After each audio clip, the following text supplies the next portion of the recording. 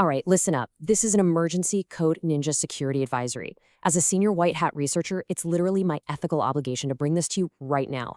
We are staring down the barrel of an actively exploited zero-day vulnerability, and it is ripping through Cisco SD-WAN environments as we speak. This isn't a drill. It's not some theoretical tabletop exercise. So let's jump straight into this explainer, because honestly, every single minute your infrastructure sits there unpatched is a minute adversaries have a golden ticket to full network compromise. So the primary target they've acquired, it's CVE 2026-2020-62. Specifically, we're talking about the Cisco Catalyst SD-WAN Manager. You probably know it as SD-WAN vManage. And look, why does this matter so much? Well, because this isn't just some forgotten peripheral server sitting in a closet. This is the central orchestrator. It manages thousands of enterprise edge devices from one single pane of glass. Whether you're running on-prem, Cloud Pro, Cisco Managed Cloud, or even FedRAMP, your management plane, the actual brain of your wide area network, is currently compromised by a massive file write vulnerability. Now, if we map out the escalation of this threat, the timeline is frankly alarming. Back in early June, threat actors were already abusing this flaw in the wild before any patch even existed. Cisco caught wind of this limited abuse during some internal security testing. Then, bam, between June 15th and 16th, we get the official disclosure, and CISA immediately slammed this right into their Known Exploited Vulnerabilities catalog. That triggered a brutal mandatory remediation deadline of June 29th under Binding Operational Directive 22-01. And hey, while that specific mandate is for federal agencies, let me be crystal clear. Every single organization needs to treat that deadline as an absolute operational emergency. Okay, I'm going to pause for a quick tactical comms check right here. In this kind of threat landscape, real-time intelligence isn't a luxury, it's a security necessity. So I need you to subscribe to @CyberTech79 and enable those notifications right now to make sure your communication link stays open for these alerts. Next, do me a favor and hit like on this explainer as a formal acknowledgement that you've received this intel. We practice coordinated vulnerability disclosure to force these fixes and protect the perimeter. And your acknowledgement is a vital piece of that grid. All right, acknowledgement logged? Good. Let's keep moving. Section 2, Anatomy of the Flaw. Let's dive right into the technical mechanics of what's actually happening under the hood here. Now, here's something really interesting, and honestly, dangerously misleading. This flaw was assigned a CVSS version 3.1 base score of 6.5. That's just a medium severity rating. Listen to me, as a defender, you absolutely must ignore that score. It completely fails to capture the operational reality on the ground. This is an actively exploited patch or isolate crisis. If you rely solely on a moderate CVSS score right now, you are literally leaving your perimeter wide open to a highly sophisticated threat. So what's the actual flaw? The core mechanism here is defined as CWE22, path traversal. At its heart, this is a massive failure in the web user interface of the SD-WAN manager. Basically, the software completely drops the ball on validating user-supplied input during a file upload process. By using simple path traversal sequences, the classic ... maneuver, an attacker can just break out of the restricted intended directories and write files pretty much anywhere on the underlying file system that the application has permissions for. Think about it like this. In a normal workflow, an admin uploads an image or a config file, and it goes exactly where it's supposed to. But with a maliciously crafted HTTP request targeting that API endpoint, the attacker can force the system to create or overwrite arbitrary files. And here's the real kicker. To pull this off, the attacker only needs valid credentials for a lower privileged single-task user account. As we all know, those kinds of credentials, they're ridiculously easy to phish, brute force, or just buy for a few bucks on the dark web. The authentication requirement here is barely a speed bump. Section 3, the blast radius. Let's look at the systemic impact once that file write is achieved. Once they're in, the consequences escalate with terrifying speed.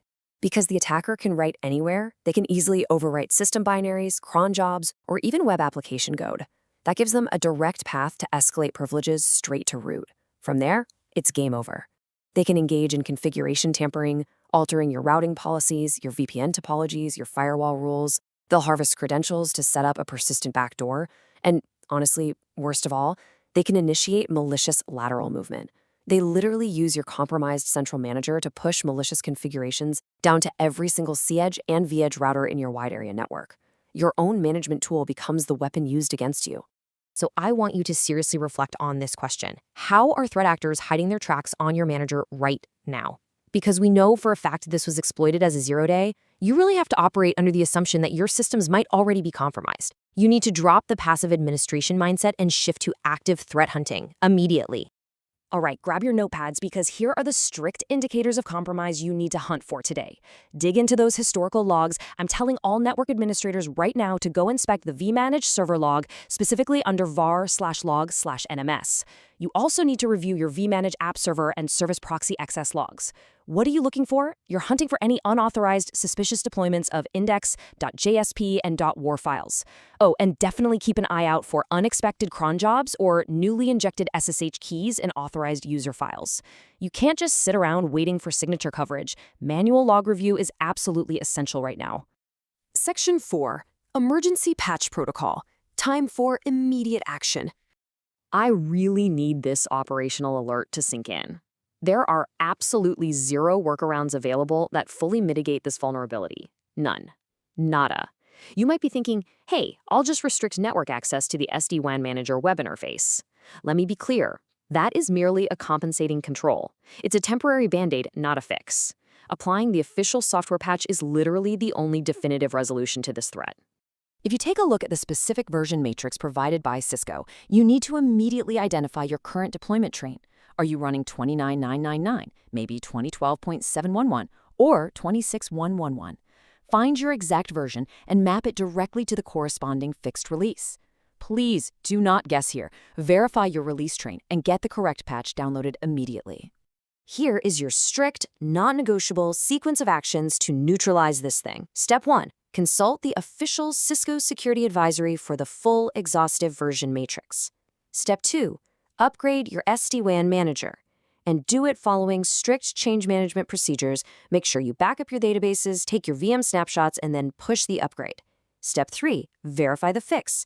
Actually go in and confirm the new software version is running and test that those vulnerable API endpoints are now successfully rejecting path traversal attempts.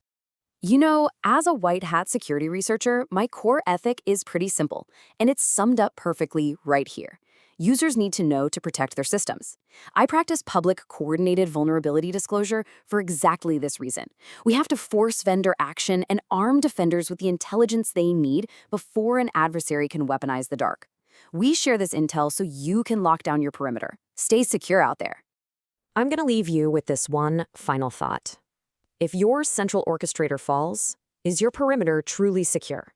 When adversaries can compromise the very system you trust to manage your network defenses, the whole traditional concept of a safe internal network just evaporates.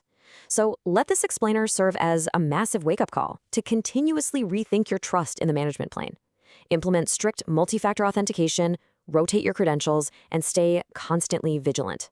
The threat landscape never sleeps, and frankly, neither should your defenses. Keep hunting, and I'll catch you in the next advisory.